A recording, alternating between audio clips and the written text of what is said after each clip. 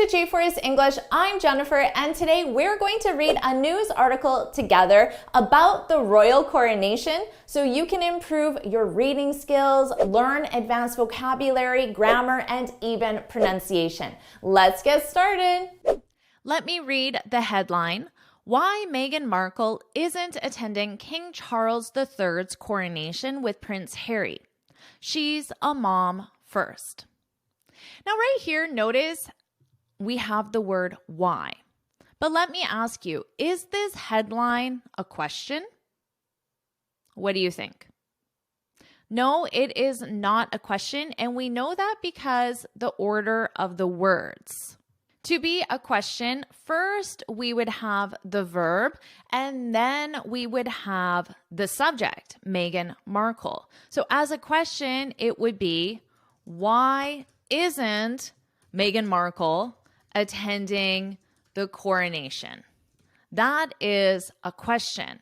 But here, why Meghan Markle isn't attending the coronation is written more as a statement to introduce the reason. And this is the reason. She's a mom first. So if I wanted to write this as one complete sentence, I could say, the reason why Meghan Markle isn't attending the coronation is because she's a mom first. This would be the common way to write it. Here is just written as a headline to introduce the reason, and then the reason is stated separately. But altogether, this is what you would write. Let's continue on. Sitting this one out. So notice this is just a thought on its own. This isn't a full sentence. As a full sentence, I could say, Meghan Markle is sitting this one out. Now, I need is because sitting is in my ing form, so I know is part of the present continuous. As a full sentence, my sentence would start with the subject, in this case, Meghan Markle, and then my verb. I know my verb is conjugated in the ing form, so it could be a gerund, but this isn't a gerund sentence, so I know it's the present continuous. Meghan Markle is sitting this one out. Now, this is an expression to sit something out, and in this case, this one is the something, and it represents the coronation. So to sit something out, in this case, the coronation, it means to not involve yourself. So in this case, it's an event. So it would mean to not go to the event. But it could be perhaps a work project. And you might say, sorry, my schedule is full. I'm going to sit this one out, which means you're not going to involve yourself in the work project. So here I wrote the definition for you, and I gave you an example as well.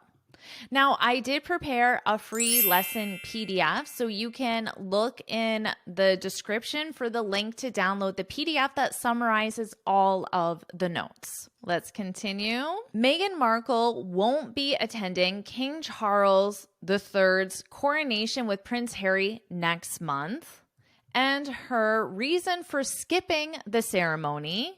So skipping in this case means to not attend. We could also say her reason for sitting this one out has to do with her children. So again, to skip something is the same as saying to not attend something. To not attend something, but we do use this one to skip something more when there is an obligation of attending. To not attend something that you should or are required to attend. And if you're a university student, you might know this expression well, because you might say, I was tired, so I skipped my morning class. You skipped class. You didn't attend, but there is this requirement, or at least you should attend. There's some sense of obligation to attend. Whereas when you say, I'm going to sit this one out, there isn't really the same requirement to attend. So just be careful about that. You might say, I can't believe she skipped the meeting today. So in this case, it's probably not a good thing you skipped the meeting because you probably were required or you should have attended that meeting. So just be careful when you use skip something because there is that obligation there. As much as Megan appreciates the invite to the coronation, she wouldn't miss her son's birthday for the world. All right, so that's the reason why is her son's birthday, which makes sense. It's a valid reason to sit it out or to skip it. Would you agree with that reason? Now notice here the invite. Now you might be thinking, but Jennifer, invite is a verb. What is it doing here with an article in front of it? And you're right, invite is a verb. Let me give you an example. I didn't invite Meghan Markle to my party, okay? I didn't invite. Of course, this is a verb. Now, in this case, I know it's not a verb because there's an article in front of it. Now, in this case, it's being used as a noun, and I want you to notice my pronunciation. Invite, the invite. And listen to this one. I didn't invite. Invite. So with verbs, the syllable stress is on the second syllable, invite. But with nouns, the syllable stress is on the first syllable, invite. Using the noun invite is a very casual way of saying the word invitation. Of course, the noun is invitation. But native speakers commonly shorten this to invite because it's just a lot shorter. So I could ask you, did you get my invite? Did you get my invite? Okay, and it's the same as invitation. Just remember the pronunciation, invite, the syllable stress on the first syllable. As much as Megan appreciates the invite to the coronation, she wouldn't miss her son's birthday for the world. An insider exclusively tells Us Weekly of the former actress, 41. So Meghan Markle, if you didn't know, she is a former actress. So that's what this means, of the former actress, 41. So Meghan Markle is 41 years old and she's a former actress who shares son Archie, 3, and daughter Lilibet, 22 months, with Harry, 38. So Prince Harry is 38 years old. Despite being the Duchess of Sussex, Meghan is a mom first, and this is the reason why she's skipping the coronation. She's sitting it out. Now, if you're enjoying this lesson, I hope you are. I want to tell you about the Finally Fluent Academy because this is my premium training program where we study native English speakers on YouTube, TV, movies, and the news so you can learn the natural expressions, learn how to use them correctly, get comfortable with fast-paced native speakers, and ultimately become fluent in as little as 90 days. So you can look in the description for the link on how to become a member. All right, let's continue on. The date of the coronation, Saturday, May 6th, happens to coincide with Archie's 4th birthday.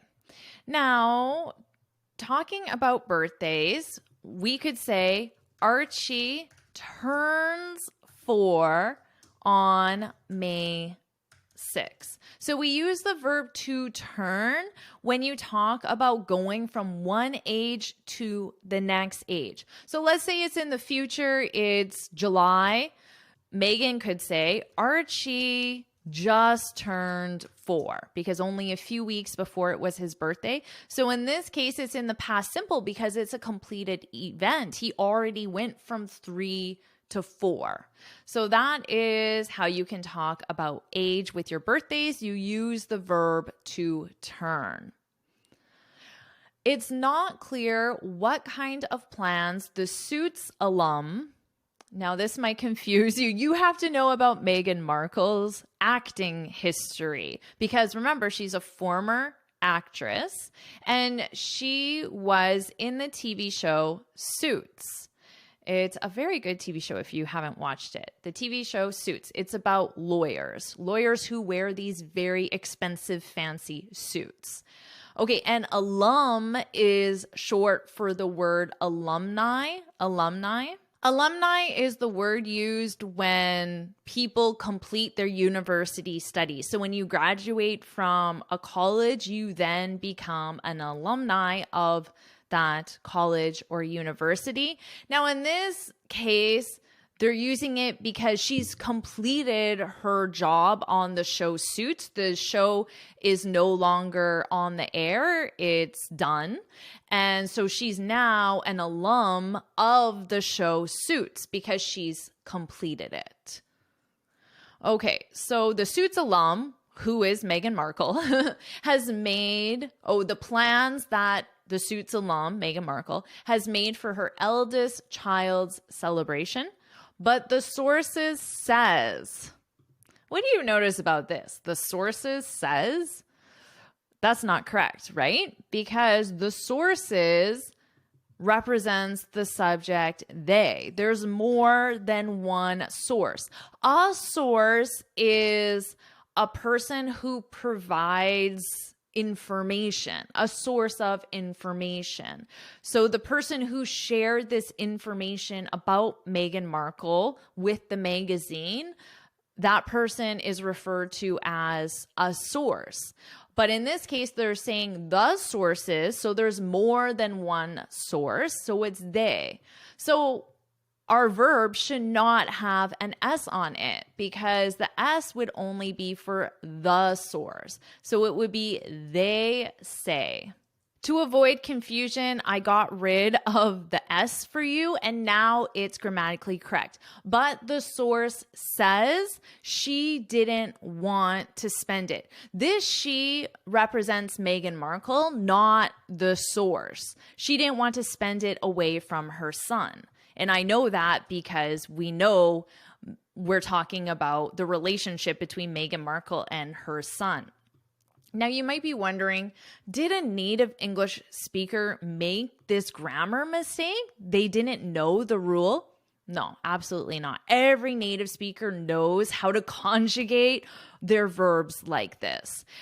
What happened is it's a typo. They just spelled the word wrong, most likely because originally it was singular and they probably first wrote the source says, but then later on they probably realized, oh wait, there's more than one source, and they changed it to the sources, but they forgot to change the verb. So we just call this a typo. So just remember, they say, he or she says. All right, let's continue. She feels very grateful to be included in such a special occasion by the royal family and is glad that Harry can go and show support on behalf of their family. So this information is coming from the source, the person who is sharing this information about Meghan Markle, because it's not coming directly from Meghan Markle. The insider adds. So the insider, this is just another way of saying the source. More commonly, we would say the source. And again, remember that comes from source of information because that would be a common question. What's your source of information? What's your source of information? Which is asking, where did this information come from? Now, an insider, if you have inside information, it means you have information that the general public does not have. So your friends and family have inside information about your life that your boss doesn't have or that I don't have, right? The general public does not have. But being the same day as Archie's birthday, Fortunately, she's just going to have to miss out on this one. This is a great expression, to miss out on something. And in this case, this one represents what? The coronation, right? To miss out on the coronation. It means that you don't use or you don't have the opportunity to experience something good or positive or beneficial. So we commonly use this in things like, I can't believe I missed out on the sale. So there was a sale at your favorite store, but you were sick that day or you were out of town that day. So you couldn't experience that sale. You couldn't use that sale. So you missed out on the sale. Miss out, and then if you specify what the noun is, the sale, you have to use the preposition on as well. Otherwise, you can say, I can't believe I missed out. Now, if your friend was just talking about the sale was amazing, I can't believe I missed out. Now, it's obvious you're talking about the sale, so you don't have to specify the noun, but if you do specify the noun, you have to include the preposition on as well. A very common phrasal verb that native speakers use all the time. The Palace announced on Wednesday, April 12th, that the Invictus Games founder, who's Harry, this article assumes you know a lot about the royal family. So Prince Harry, Meghan's husband, founded the Invictus Games. So he's the founder, the person who started the Invictus Games, would return to the UK for the festivities without his wife. Buckingham Palace is pleased to confirm that the Duke of Sussex, who is Harry, that's Harry's royal title, the Duke of Sussex, will attend the coronation service at Westminster Abbey on May 6, read a statement. The Duchess of Sussex, this is the royal title for Meghan Markle. The Duchess of Sussex will remain in California with Prince Archie and Princess Lilibet. Last month, US confirmed that the Duke of Sussex had been sent an invitation to the event, but at the time it wasn't clear whether he would attend. In January, the Spare author, Prince Harry, the Duke of Sussex, the founder of the Invictus Games, is also the author of the book, The Spare. The Spare author hinted that he was still on the fence about going. Okay, let's talk about two things here, hint and on the fence. So first, let's talk about to hint. When you hint at something, it means you give some information to confirm something. I might say, she hinted that she wasn't going to attend the party. Okay. Oh, and I could say she hinted that she was going to skip the party. Because remember, skip means to not attend, but we use it when, remember I said we use it when there's an obligation, a requirement that you should attend. She hinted that she wasn't going to skip the party. So when you hint at something, you do not say, I'm not going to attend. No, you give some information that suggests, for example, I'm really busy right now. I'm really busy right now. I don't really like parties. I don't have anything to wear. I live really far from the party. my car isn't working right now.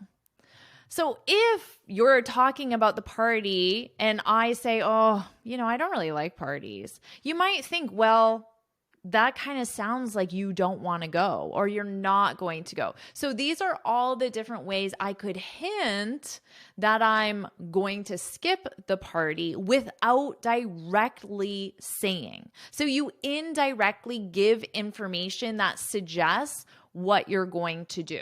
So that's to hint.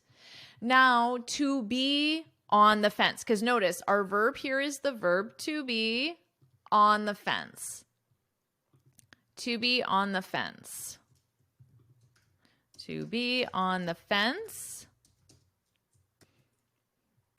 We use this idiom when you're unable to decide, oh, should I, shouldn't I? It would be good, but it could also be bad. You're on the fence. So you're unable to decide, or simply you just have not decided for whatever reason.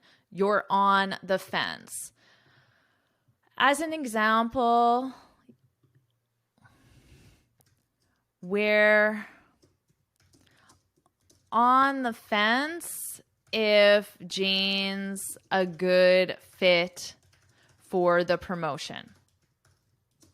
This is not a good thing for Jane. For Jane, this is not a very good thing because it means on the one hand, they want to promote Jane. She's a really great worker. But on the other hand, she might be missing some sort of skill or qualification. So they like her, but they also don't like her. They think she would be good, but they also think she might be bad. So they're on the fence. We're on the fence if Jane's a good fit for the promotion. Or a lot of times we use this as an answer. So a friend could ask you, are you going to the party tonight? And you could reply back and say, I'm still on the fence. I'm still on the fence, which means you haven't decided. You want to go because it will be really fun, but you have to work tomorrow and you don't have a lot of time. So you're on the fence. So at a previous time, we now know that Harry is attending the coronation, but at a previous time, he was on the fence about going. And that's the end of the article. So what I'll do is I'll go to the top and I'll read it from start to finish, and you can follow along with my pronunciation. Why Meghan Markle isn't attending King Charles III's coronation with Prince Harry. She's a mom first. Sitting this one out. Meghan Markle won't be attending King Charles III's coronation with Prince Harry next month, and her reason for skipping the ceremony has to do with her children. As much as Meghan appreciates the invite to the coronation, she wouldn't miss her son's birthday for the world. An insider exclusively tells Us Weekly of the former actress, 41, who shares son Archie, 3, and daughter Lilibet, 22 months, with Harry, 38. Despite being the Duchess of Sussex, Meghan is a mom first. The date of the coronation, Saturday, May 6, happens to coincide with Archie's 4th birthday. It's not clear what kind of plans the Suits alum has made for her eldest child's celebration, but the sources say she didn't want to spend it away from her son. She feels very grateful to be included in such a special occasion by the royal family and is glad that Harry can go and show support on behalf of their family. The insider adds, but being the same day as Archie's birthday, unfortunately, she's just going to have to miss out on this one. The palace announced on Wednesday, April 12th, that the Invictus Games founder would return to the UK for the festivities without his wife. Buckingham Palace is pleased to confirm that the Duke of Sussex will attend the coronation service at Westminster Abbey on May 6, read a statement. The Duchess of Sussex will remain in California with Prince Archie and Princess Lilibet. Last month, us confirmed that the Duke of Sussex had been sent an invitation to the event, but at the time it wasn't clear whether he would attend. In January, the Spare author hinted that he was still on the fence about going. Did you like this lesson? Well, if so, you should subscribe because I have many more Learn English with the News lessons. And make sure you get this free speaking guide where I share 6 tips on how to speak English fluently and confidently. You can download it from my website right here. So whenever you're ready, get started with your next lesson.